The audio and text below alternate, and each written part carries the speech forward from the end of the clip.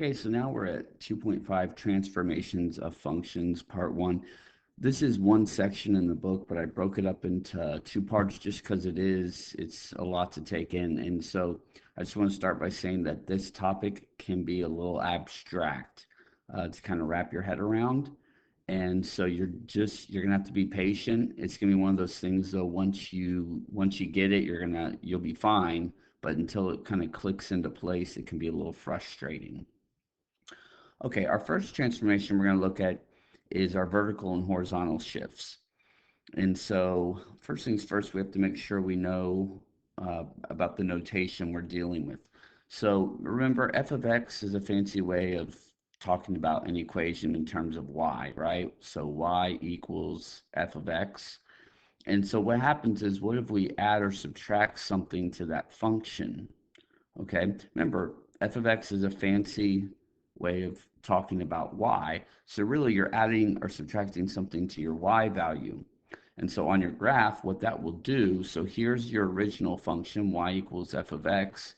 Here's our new function. If you add something to it, you're basically adding to the y. And so it's going to cause all the points to shift upward. So that will cause your vertical shift, okay? And then if you subtract, it's going to cause it to go down, which is still part of your vertical shift. Okay, that one's not too bad. Okay, so if you add or subtract to the original function, it's going to cause you to shift up or down. Now, your horizontal shifting, which will cause you to shift right and left, is dependent on what you're doing to the x value, what if you're adding or subtracting to it. Okay, now this one's going to be a little counterintuitive. It's going to be the opposite of what you'd really think, because right here, here's your original function. If you add to x, it's actually going to cause you to shift to the left. It's going to cause you to shift backwards. And that'll make a little bit more sense once we actually do some examples where the numbers are involved and you can actually see why that occurs. And then if you subtract from x, that actually causes you to shift your graph to the right. Okay, so you have to be careful whenever, basically, the rule of thumb on transformations, when you're dealing with x, it kind of does the opposite of what you kind of intuitively think. If I add to x, x should be increasing, but it actually moves it backwards. And when you're subtracting, it actually moves you forward. It increases the x values of the graph. And so, once again, once we see a couple examples with numbers, hopefully that will help a little bit. Okay, so here's our first example. So use the graph of y equals f of x, and that's what we have right here, to graph each function of g. So g is equivalent to the f function, except that we're going to subtract 1 from all the f of x values, which is basically, remember, f of x is a fancy way of saying y. So all your y values that you see on this graph here are all going to decrease by 1. So the transformation is that we're going to go down 1. So what we want to do here is this graph over here, we're going to look at all these key points right here. And we're going to just take all those and we're going to shift them all down 1 unit. So let's see, down.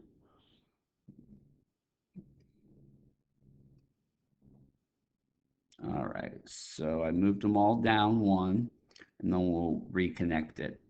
Now on your homework, this is going to be multiple choice.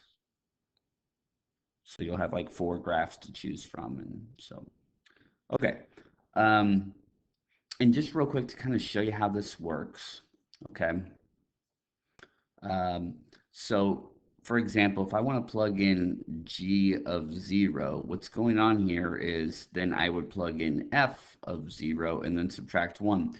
Well, the way I figure out f of 0 is I have to look at the given graph. And f of 0 gives back a 0. So I'd end up with 0 minus 1, and that's how I end up shifting down right here at -1. And that would be true for all these points.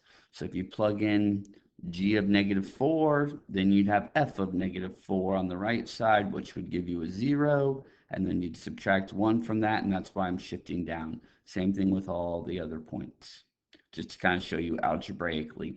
Now, as we get further into this, I won't really show you the algebra because the whole point of transformations is that you don't have to deal with that. You can just you'll know the transformations and you just apply them.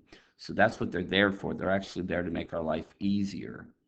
But for some students, it will help to see the algebra behind it. So I will kind of show that as we go along. So this next one, we have x plus 1. So you're going to, like I said, when you deal with x, you're really going to, the transformation is going to kind of be the opposite of what you would think. You're actually going to shift left. We're going to go left 1 unit. So all these points, we're going to shift them all left 1 unit. And so I'll put it on my graph over here. So let's see here.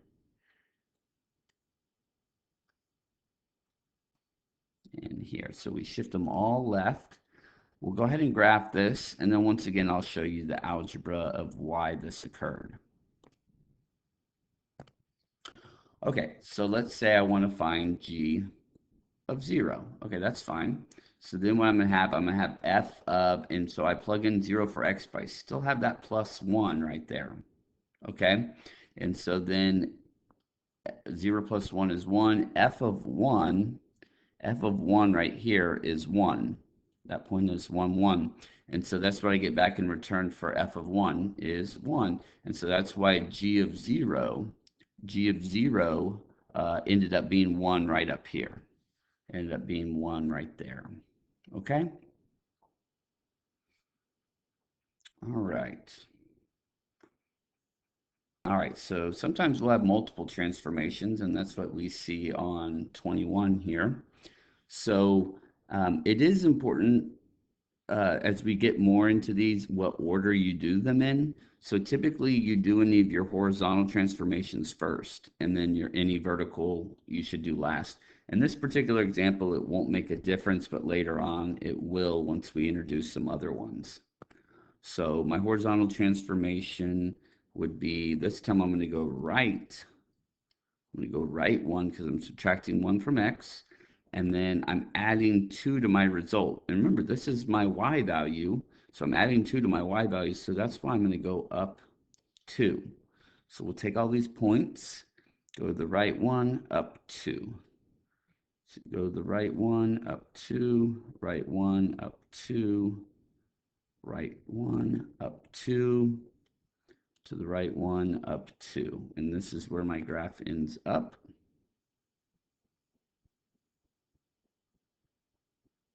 Okay, right there. And once again, I'll show you some algebra on this. Okay, so let's see, what should I plug in? I don't know, it doesn't really matter. I'm going to do let's do g of 3. So if I do g of 3, that'd be equal to f, and then I have to plug in 3 for x, and then subtract 1, and then add 2. So I have to go ahead and take care of this before I evaluate the function. So this would become f of 2 and then plus 2. And then f of 2, what's f of 2? You got to look at the original graph. F of 2 is 2. So that's what I get here. I get a 2 plus 2, which is 4. So g of 3 gives back a 4. And that's what we have right here. And that'll be true for any of these points that you pick. Okay? All right. So our next transformation is going to be the reflection across the x-axis and reflection across the y-axis. And so remember, f of x is just, it's the same thing as your y value, right? So what we're doing here on my g of x function, I'm multiplying my y values by basically -1 because I have the negative in front of f of x right here. So that's causing a reflection across the x axis. So whenever the y values change sign, they reflect across the x axis. And then over here on the right side, so my original function f of x is equal to the square root of x. And so this time I'm multiplying the x value by -1, and that will cause a reflection across the y-axis. So it caused me to reflect across over here. Okay, Um, all right. Let's see. Let's go ahead and try a couple of these. So the first one we have we have the negative in front of f of x. So we're going to reflect across the y-axis. So let's see.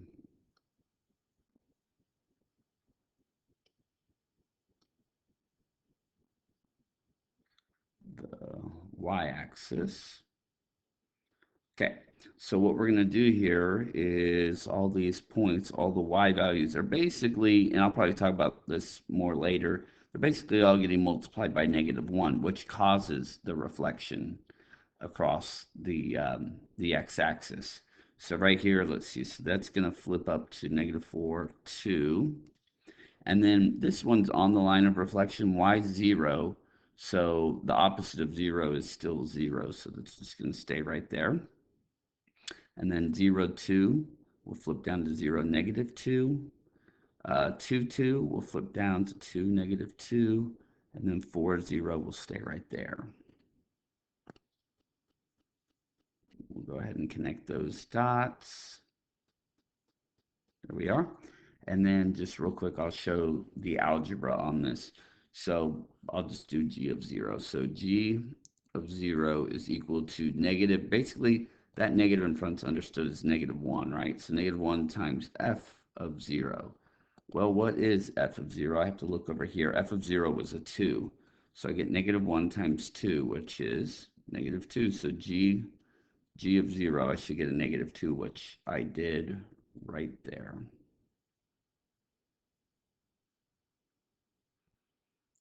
All right, let's take a look at the next one. This time we put the negative with the x, and so that's going to be a reflection across the y-axis.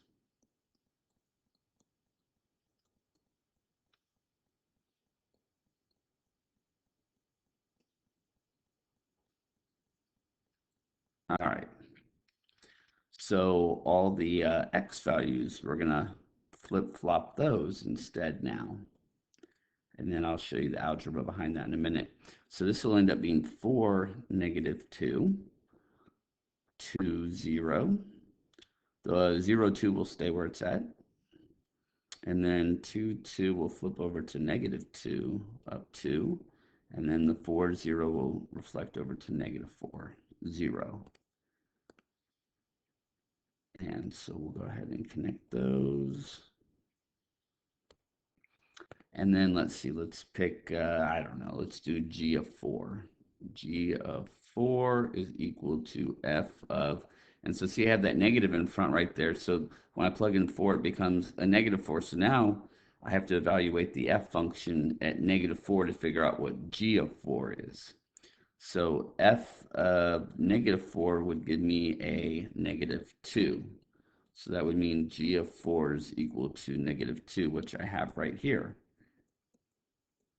So it caused it to reflect across the y-axis.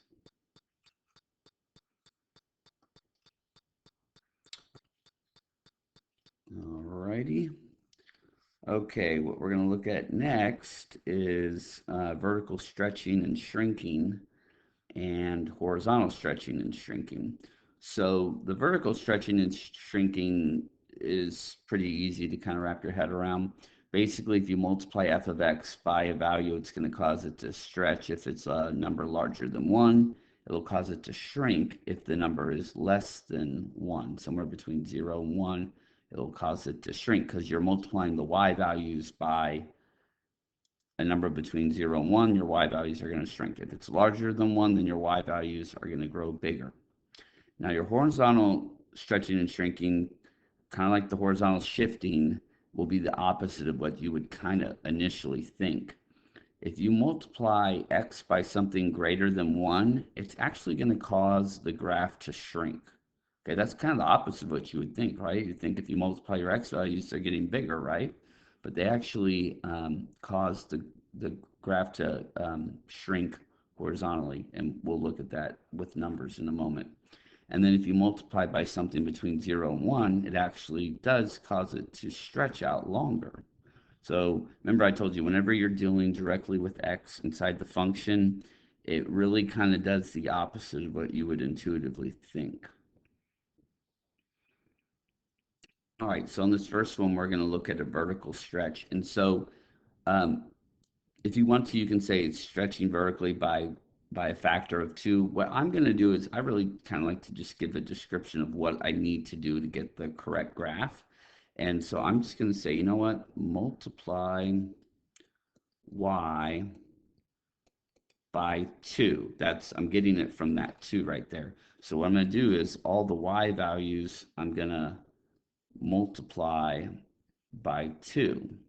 So the first one doesn't even change, just because y is 0, 0 times 2 is still 0. And then this one multiplied by 2, so we'll stretch that down to a -4. Then 0, 0. And then 2, 2 will get stretched to 2, 4. And then 4, 0 will stay right there. And so let's go ahead and graph that. And then we can see the algebra behind this. But the vertical stretching and shrinking actually is pretty straightforward. So let's do f of, I don't know, or I'm sorry, g of 2. Well, g of 2, what happens is you have to look at f of 2 and then double it. That's the transformation right there. So f of 2 is 2. So I end up getting 2 times 2, which is 4.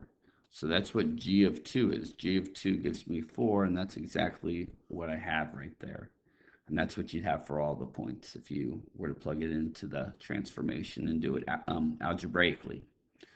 But transformations will make it a lot easier. Okay, so then now we have the one that's going to be a little backwards to what you would kind of think. So you can see that the x is getting multiplied by 2. So you actually want to do the opposite. The transformation is the opposite of multiplying by 2. So what we're going to do is you could either say divide x by 2, or we could say multiply. I like to go with multiplication, doesn't really matter. Multiply x by 1/2, which same thing as dividing by 2.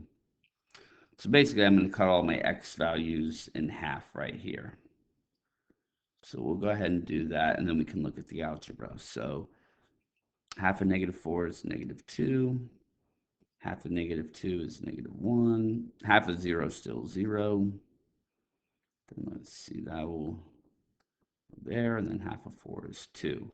So we condensed by a factor of 2, and that's my new graph right there. Now, just so you can kind of see this, that it's condensing, like, let's try to find g of -4 real quick. And g of -4 actually won't exist, and you'll see why in a second. So g of -4 would be equal to f of 2 times -4, which would be f of -8, which doesn't exist. There is no f of -8, so that doesn't even work.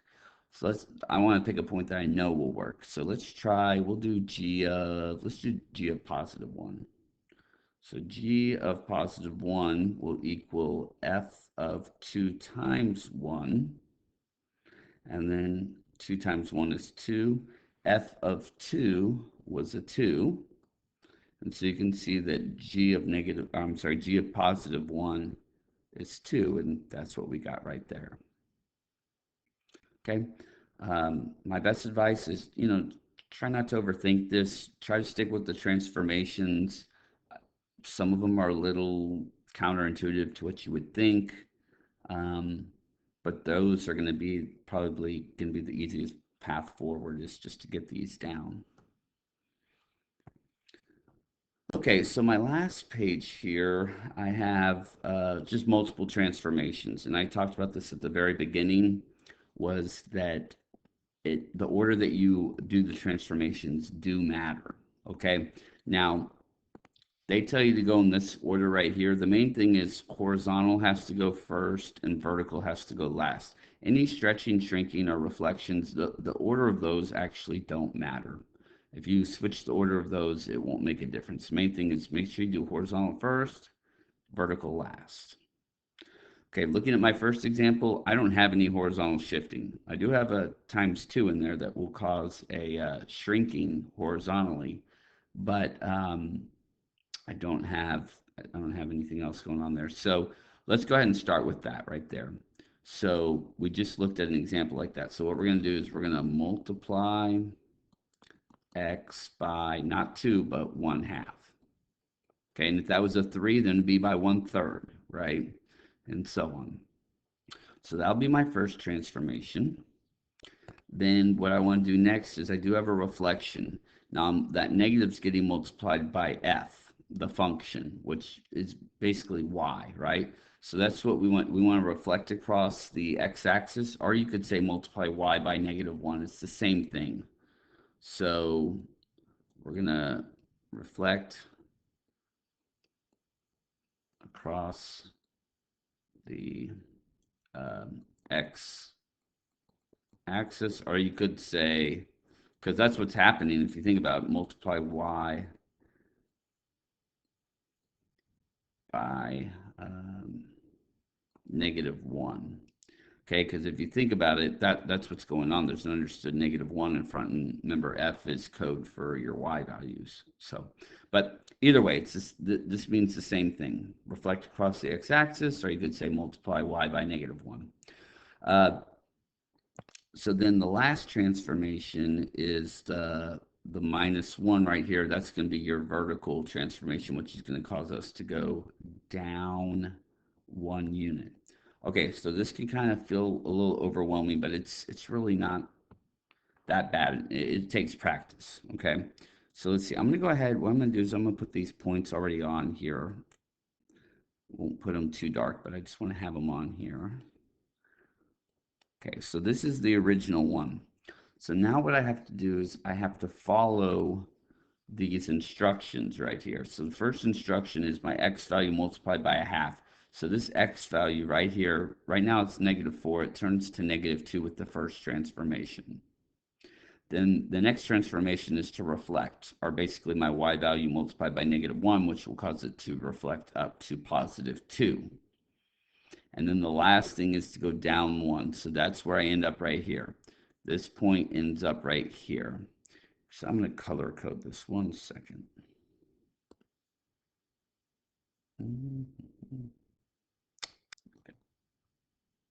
Okay, so I went ahead and did each dot a different color. Those are the original ones right there. So now I'm onto my green one. So my x value gets cut in half. So I go from -2 to -1. I'm on the line of reflection. So actually my red transformation doesn't do anything. And then I'm going to go down 1. So I'm going to end up right here. That's where my green dot ends up right there. Okay, now my blue dot, let's see, I start up here. X gets cut in half. Well, X is 0, so that actually, nothing occurs there. Then I'm going to reflect across down here to -2. And then my last one, I'm going to move down 1 unit. So I end up right here. Okay, and then let's see, our next one is purple. So right here, X gets cut in half, okay? And then I reflect across, and then I go down 1. So cut in half X, reflect across, and then go down 1. I end up right here, okay? And then, let's see, my last one right here. So let's see, X gets cut in half. I'm on the line of reflection, so nothing occurs there. And then I'm gonna go down 1 unit, so I end up right there. All right. Okay, so let's go ahead and draw this. This is a little messy, but hopefully we can see all this. So this is that part, then here, then here. So that's my graph right there. And so what happened here is I had a shrinking horizontally. So the graph ended up being half as wide as it originally was because it shrunk, right? Then it reflected. So these points went down here. These points went up here. This stayed where it was at this particular point, and then the whole thing shifted down 1 unit. And that's what we ended up with right there. All right.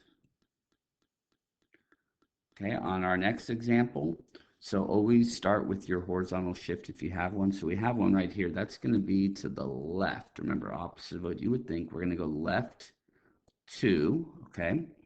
Then what we're doing here is you're multiplying your f of x plus 2, which is your y result. So y is basically getting multiplied by 2. So that's what I'm going to write. Multiply y by 2. And then the last one is going to be the plus 1, which is going to cause us to go up 1 unit. We're going to go up 1. Okay, so I'm going to color code these again. I think it's a little too much on the previous one to have all those points, so I'm going to do it. I'm just going to color code them from here and then move them over here. So I'm going to go left 2, so 1, 2, multiply y by 2, so that's going to cause me to stretch. So my y value goes from being -2 to -4, and then I'm going to go back up 1, so I end up right there. So let me show you where we started and where we ended up, and I'll erase the original point in a minute. So I went to the left 2, multiplied y by 2, which turned it to a -4, and then I had to shift up 1, and that ended up right there. That's how I ended up right there. Okay, let's try another point right here. So we'll try this point right here at -2, 0. So go to the left 2, multiply y by 2. Well, y is 0, so that green transformation doesn't do anything. And then I go up 1, so I end up right there. That's where I end up. Okay, then let's see our next one right here at 0, 2. So we're going to go left 2, okay, multiply y by 2, so that's going to stretch me up to 4, and then go up 1 more. So I go all the way up to here at -2, up 5. So I started here, went left 2, multiply y by 2, so my y was 2, it turns into 4 because I doubled it, and then I went up 1, and that's where I ended up. All right, our next one right here at 2, 2. So we're going to go left 2, multiply y by 2, and up 1. So I'm going to be up here. And then our last point right here at 4, 0. Let's see, left 2, multiply y by 2. Well, y is 0, so I stay there, and I go up 1, so I end up right here. We'll go ahead and connect those dots. And there we go. And so if you look at it, you know, if you look at the transformation description, that makes sense that I went, you know, it shifted left, stretched by a factor of 2 horizontally, and then it all shifted up 1. And I didn't do it on the previous one, but we can do it here. For example, I'll just kind of try to keep it easy. Let's do g of 0. That would give me 2 times f of 0 plus 2, and then plus 1. So this will turn into 2 times f of 2 plus 1. Well, f of 2, you got to look at the original function. F of 2 is 2. So I'd get a 2 here, so I'd be left with 2 times 2 plus 1. 2 times 2 is 4. 4 plus 1 is 5. And so we can see that at g of 0, I was up here at 5. So algebraically, it holds. So if I plug in g of 0, I should get a 5, and I did when I plugged in 0 for x, and then added 2 and evaluated the function over here, and then multiplied by 2 and added 1, we saw that it indeed went right there. Okay, last one. So let's see. So we got to start with our horizontal transformation. So we have one right here. We're going to go right. We're going to go right 1. Then we have a reflection across the x-axis, or you could just basically say multiply y by -1. However you want to put it, it's fine. In the computer, if they're asking you what the transformation is, it will say reflection. Okay, so just be aware of that. And then let's see, last, we do have the +1, which will cause us to go up 1 unit. So we'll go ahead and take these points. All right, so we'll start with, we'll start with -4, -2. So let's see, okay, go right 1, multiply y by -1, basically reflect across the axis, and then go up 1. So that point ended up right there. So it started over here, right 1, reflection, up. Okay, right 1, reflection, I'm on the line of reflection, so nothing happens, and then up 1. So that second point, I ended up right here. Right 1, multiply y by -1, y is 0, so nothing, and then up 1. Okay, 0, 2, right 1, multiply y by -1, or reflect, okay?